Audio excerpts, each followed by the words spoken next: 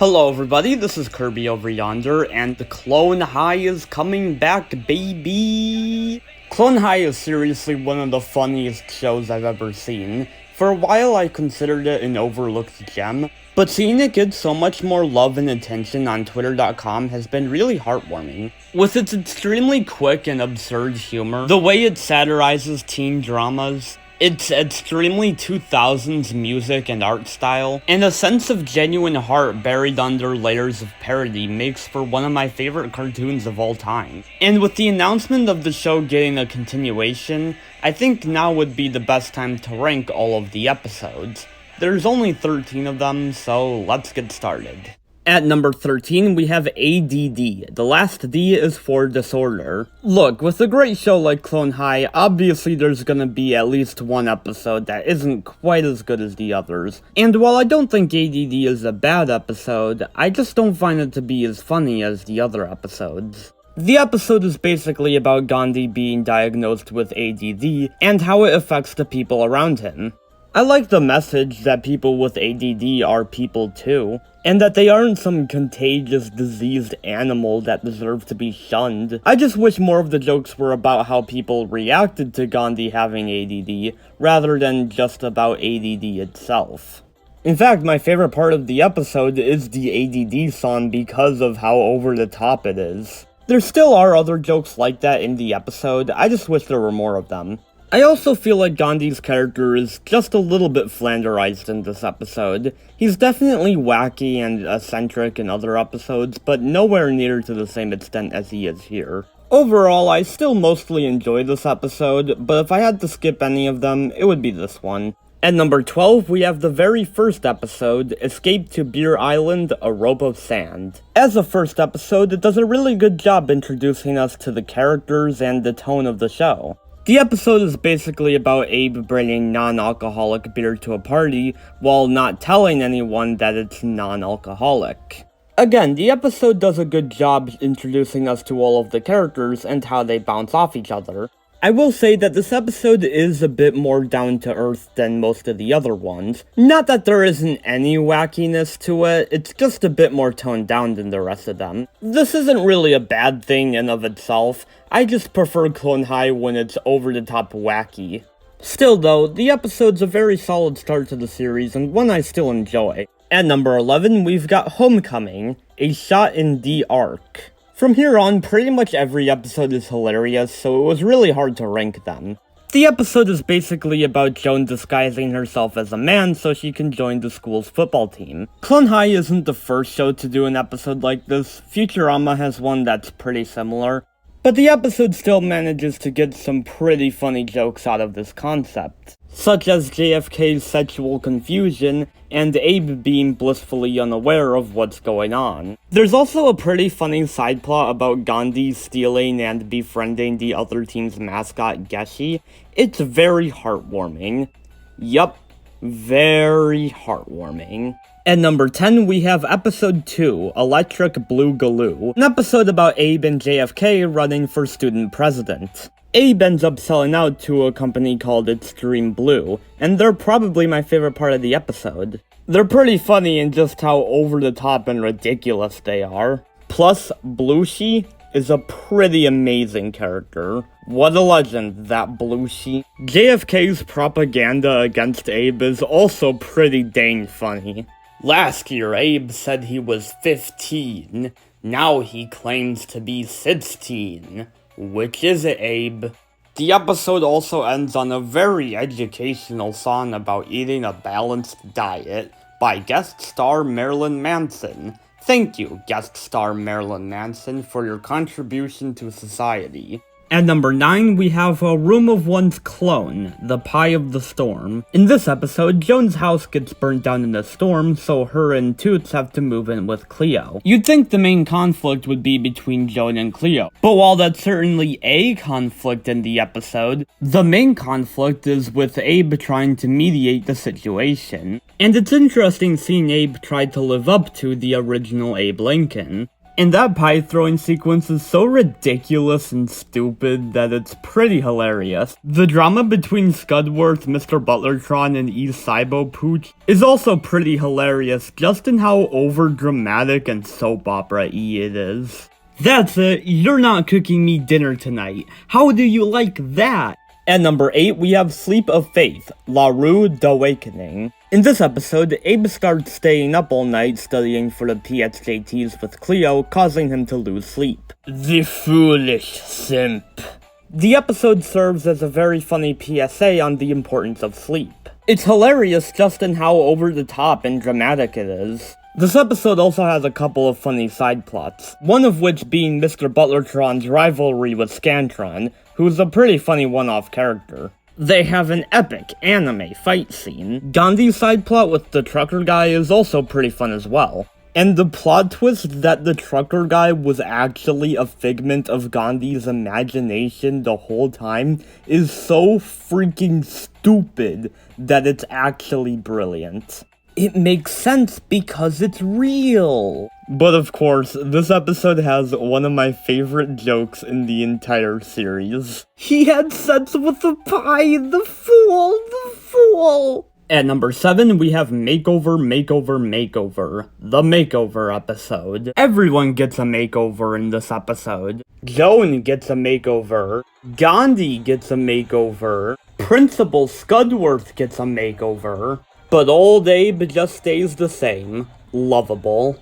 This is the last episode before the season finale, and as a penultimate episode, it does do a really good job setting up the finale, while also being an entertaining episode in its own right. The makeover sequences in this episode are so freaking wacky and stupid that they're amazing. Easily one of my favorite running gags in the entire show. The main plot in general, with Abe helping Joan get a prom date, has a lot of really good jokes in it. But the real star of the show here is the man, the myth, the legend, JFK. He's two godlike beings rolled up into one mega Chad. How do you get better than that?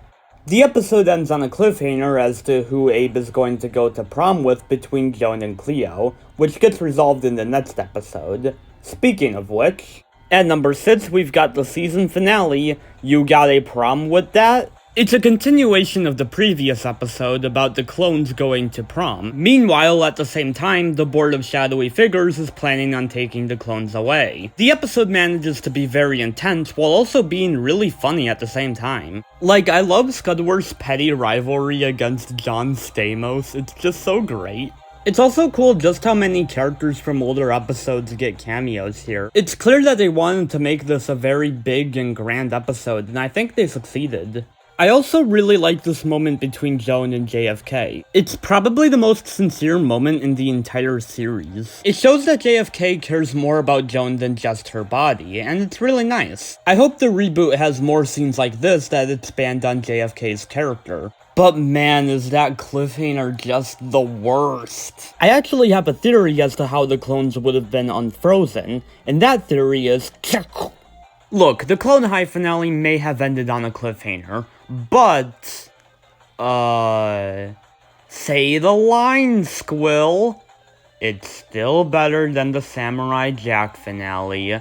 Yay! At number 5, we have Plain Crazy, Gate Expectations, where Cleo leaves to dance with Ashley Angel from O-Town on his TV show without wearing Abe's Letterman's jacket. This episode also has another one of my favorite running gags, and it's the "don't get on that plane" gag. The episode does the gag like 5 times, and somehow it's funny every time. I'm usually not a big fan of running gags, but Clone High just does it so well. It definitely helps that the joke gets progressively more ridiculous every time. This episode also has a pretty amazing subplot about Scudworth being relentlessly tortured by a skunk. It's basically an even more violent Looney Tunes cartoon, and it's pretty great. Free bacon for Scudworth? Why, I'm a Scudworth. But of course, need it not be mentioned that this episode contains the lyrical masterpiece that is, G-Spot rocks the G-Spot. G-Spot rocks the G-Spot. What's his name? The G-Spot. What does he rock? The G-Spot. Truly a cultural touchstone of our generation.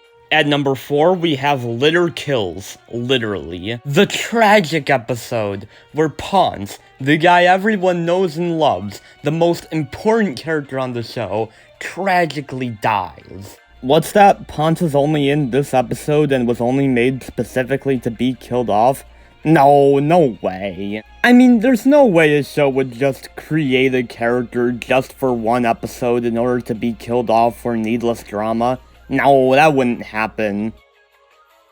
Okay, but in a little bit more seriousness, even though this is mostly a comedic episode, it is genuinely sad to see JFK so miserable. It sorta ties back to what I said about him in the finale, where he does genuinely care about people more than he lets on. But man, I love how stupidly preachy that ending is. I guess some people rely on littering for their jobs. Maybe littering is okay, in moderation. Gandhi's side plot where he gets thrown in jail is also pretty funny and provides for some really nice levity to the episode. I love how the other prisoners are just really wholesome, it's just so nice. At number 3, we have Film Fest, Tears of a Clone, an episode about the clones participating in a film festival. It's pretty fun to see all of the clones' different approaches to making their films, and it makes for some great comedy as well. My favorite of which definitely being Black and Tan, just for how stupid it is, and for how well it does in making fun of those buddy cop action movies. It's just so great. Plus, it also contains, say what? Though Abe's definitely gets points for just how ridiculous it is. He's going home. And the side plot with Scudworth and Mr. Butlertron is so awkward and sitcom-y that you can't not love it. So, religions for fools, eh? Fools and liberals. At number 2, we have Raisin the Stakes, a rock opera in 3 acts. An episode about the clones getting addicted to smoking raisins. A concept that's so absurd, so ridiculously stupid, that it just had to make for a brilliant Clone High episode. The clones being high throughout the episode makes for some very trippy but also really cool looking visuals. This is definitely the most ambitious episode of the series. But like the title would imply, this episode is also a rock opera. And not only are the songs themselves genuinely really good, but they also add to the over-dramatic feel of the episode. Jack Black also guest stars as the villain of the episode, The Pusher. He's a very fun character and Jack Black does a good job voicing him, especially during his song. Gandhi also has a side plot in this one, and it definitely contains some of the crazier visuals. It's a funny side plot with a hilarious payoff. It was a very tough call between this and number 1, and while I think this episode is very ambitious and crazy, I decided to go with the one that made me laugh more. Speaking of which, at number 1, we have Snowflake Day, a very special holiday episode. The concept of Snowflake Day in of itself is amusing to me. A non-specific generic holiday made to encompass all religious beliefs. It's an idea that's still kinda topical to this day. But even aside from that, this episode has so many classic jokes in it. This episode has another one of my favorite running gags with Abe's mouth getting cut up. It's so weird that they made this, of all things, a running gag, but it's really funny. The Nork, a combination between a knife and a fork, is also a really funny concept, and I love how just overly complicated they make it. There's the mysterious dumpster lady, who totally isn't Mandy Moore, you guys. There's JFK singing Jerky Balls, which is totally up there with G-Spot Rocks the G-Spot. There's the cabbage patching, along with all the other weird Snowflake Day traditions. There's that hilarious stop-motion special that's just so heavy-handed in its message. And aside from the jokes, I'm also a sucker for winter-themed visuals, so this episode definitely appeals to me for that reason. Overall, if I were to show you one episode that represents the brilliance of Clone High, it would be this one. Jolly Snowflake Day, everyone.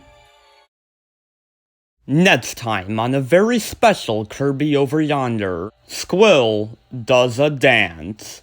Oh yeah, look at him go. Oh yeah, that's pretty epic. Yeah. Then he tragically dies. Wow, that's pretty sad. What are your thoughts, President Dog?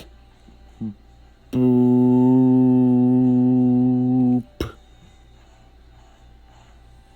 Good boy, good boy.